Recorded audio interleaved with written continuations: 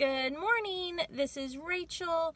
Welcome back to my channel and thank you so much for being here. Today's video is going to be all for the beginners. So if you're not a beginner, you don't have to watch this. But if maybe you just want to recap. Sometimes I go back to the basics when I've found myself straying off. So, maybe you'll find this helpful anyway. First and foremost, there are tons and tons and tons of ways to do keto. You can be the strictest of keto, follow Dr. Westman's page 4 food list, and you can Google that if you want to.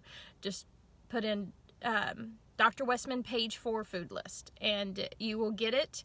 And he says only eat those things. Don't stray from it. And or you can do, and he is a proponent of actual carbs, not net carbs. And if you don't know what a net carb is, it is where you take the amount of carbs and then subtract the dietary fiber from it, and then what is left is your net carbs. And that was actually, I will say, invented or coined by Dr. Atkins, and it was to encourage people to eat more vegetables. Because some vegetables, it'll show that they're, you might think, oh, that's really has a lot of carbs in it. But the dietary fiber in there is so high that it has a minimal effect on your carb or insulin. So I actually do net carbs when it comes to vegetables. Basically, I eat all the green vegetables that I want except for green beans or peas. But as far as like lettuce, spinach, kale, asparagus, Brussels sprouts, broccoli, I eat all of that, and I don't even count the carbs in those at all. That does not factor into my daily limit. That's the way I do it. And that's not written anywhere. It's not in some keto Bible or anything like that. It doesn't affect me. I stay in ketosis no matter if I've eaten 10 cups of that in a day. I stay in ketosis. And again, that's just me. So back to the way that Dr. Westman does it. He counts every single carb. He does it true. He does not do a net carb at all. So you can do it that way and you will lose weight really, really, really, really quickly. Some people stick to net carbs and they stay below 20 net carbs a day.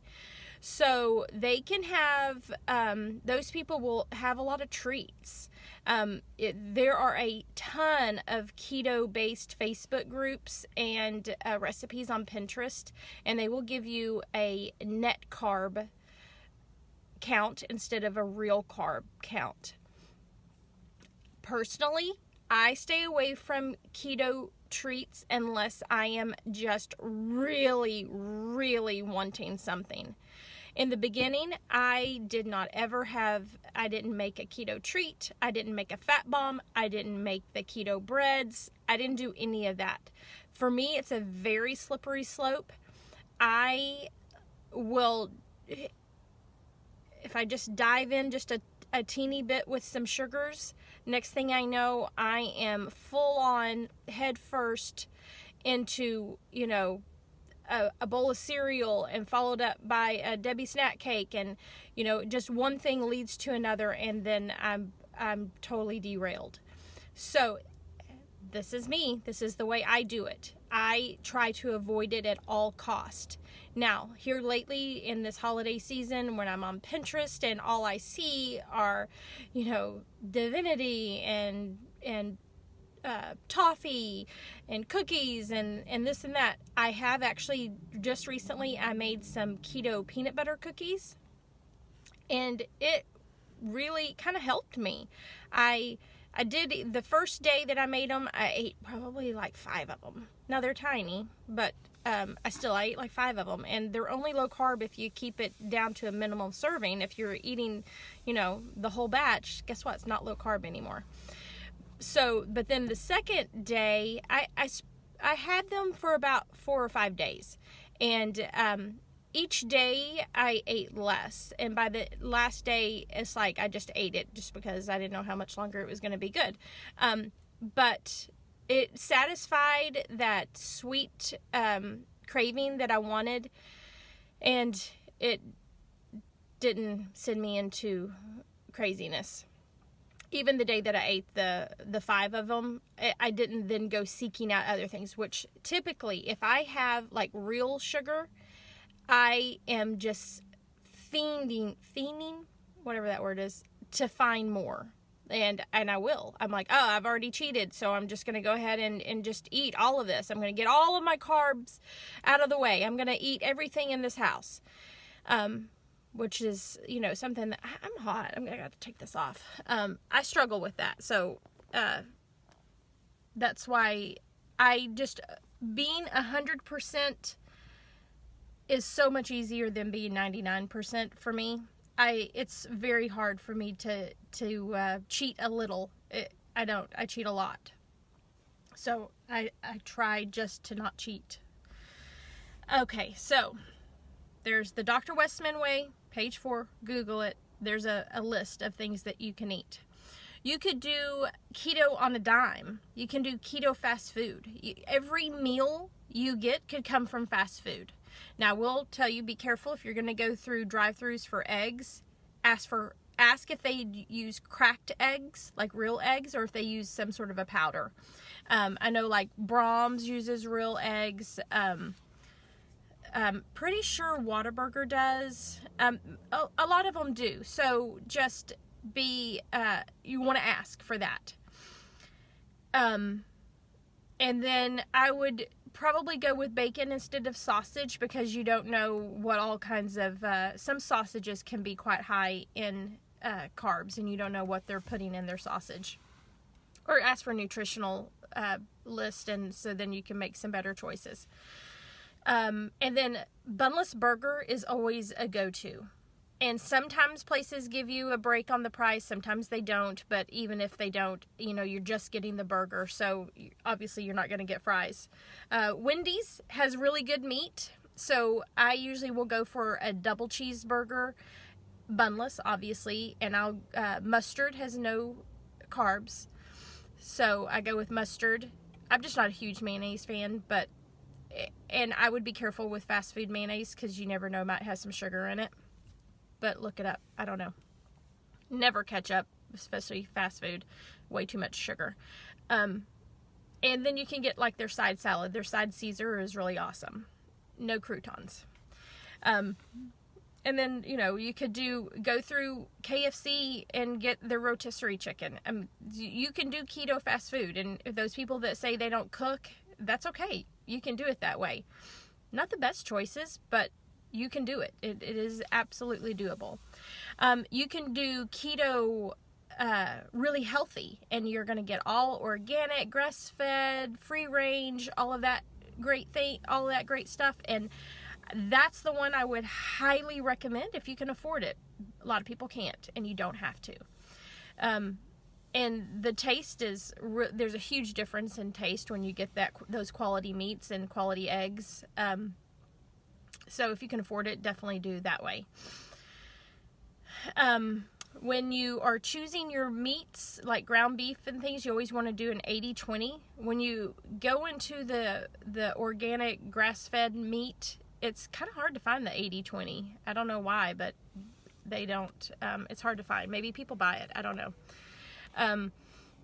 But you always want to go for a fattier cut of meat. So, like, you want to choose your chicken thighs, skin on, not your chicken breast. I think we've been brought up, and it's ingrained in our heads, like, oh, chicken breast is so much better. It's actually not. Like, it's dry and doesn't have as much flavor. Now that I've been doing keto, it's like I have a hard time eating chicken breast. It's so thick and dry. I don't like it. Anyway, give the chicken thighs a chance. I think you'll really like them. And if you are a steak lover, go for those fattier cuts, like a ribeye with all that marbling. That's your best friend. Roast. I eat roast all the time. Love the fat. And the reason you want to go with fat, because I forgot I'm talking to beginners here, keto is a fat burning diet. It will burn the fat that's on your body and or the fat that you're feeding it. So in the beginning, you want to get yourself fat adapted. You want to get your body used to all this using fat. So you're going to add in a lot more fat. And also, it's kind of a mindset thing. You don't want to feel deprived. So you make all these wonderful sauces like Alfredo sauce, cream-based soups, and like, I was talking about all the meats that are all fatty. And in your coffee, you can do the bulletproof if you want to.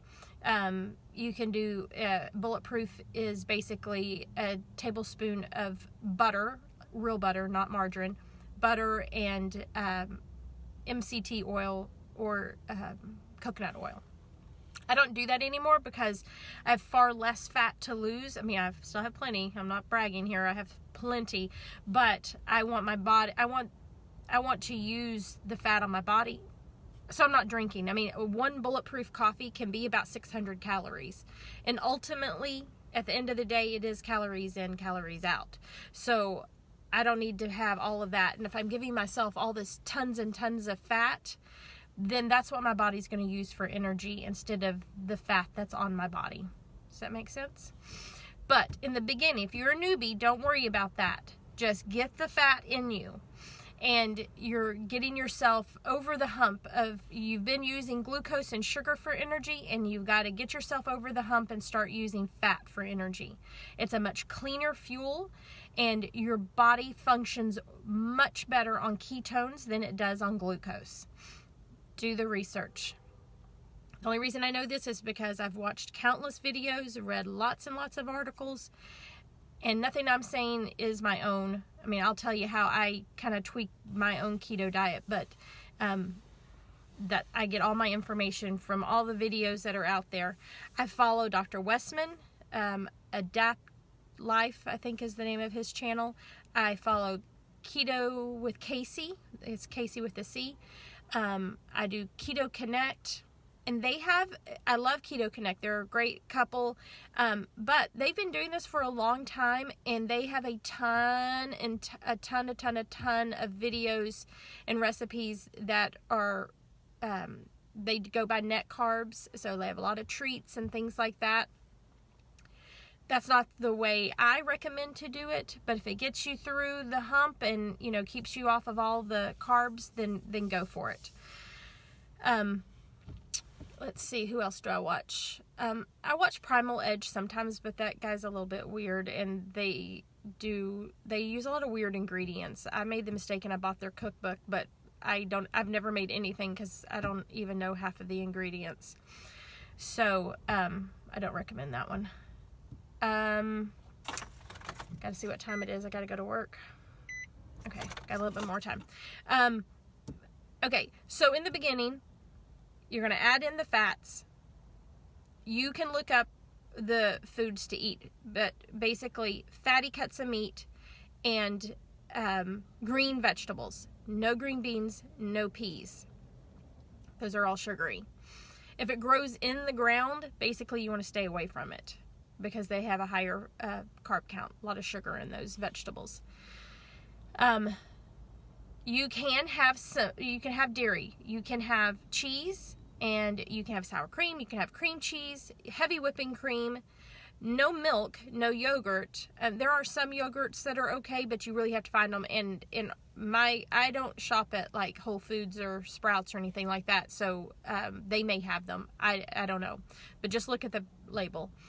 No fruits, and I know a lot of you are like, what? Fruits are good for you. Fruit is nature's candy. That's all it is. It is all sugar. Your body doesn't care if you're feeding it a spoonful of white table sugar or a piece of bread or an apple. Your body will process that all as sugar. Okay? So no fruit. Later, if you're just really, it's driving you crazy, you want something, you can do some dark berries like blackberries or blueberries. So you can do that later, but still, it's still a lot of sugar. So it's your choice. Like, how do you want to spend those 20 carbs? Below 20 carbs. Okay, no snacking. It might be hard the first few days. You might think you're hungry. So first few days, just try weaning yourself off from the snacks. And a lot of keto, place or websites and stuff will tell you all about these snack foods that you can eat. Nuts, cube cheese, pork skins, whatever. Every single time you eat, every time, unless you're just eating like a spoonful of butter because it's pure fat, you're going to have an insulin rise, and it's the insulin that causes you to store fat. So you want to keep the insulin surges down to a minimum. So no snacking, okay? Try to stick in the beginning to 3 meals a day: breakfast, lunch, and dinner. And then later, in another video, we're going to talk about intermittent fasting and stretching that first meal out so you're eating 2 meals a day. But we'll do that later. So in the beginning, try to do no snacking. If you have to have something, okay, look at the approved list of things that are acceptable and get yourself through. But if you find yourself hungry between meals, you probably need to increase the fat at your meal. Make your meals count, okay? So I think this will probably get you started, and I'll do a follow-up video maybe tomorrow, and we'll go a little bit more in depth. I hope you have a great day. Message me if you have any questions, and hopefully I didn't confuse you any. Bye!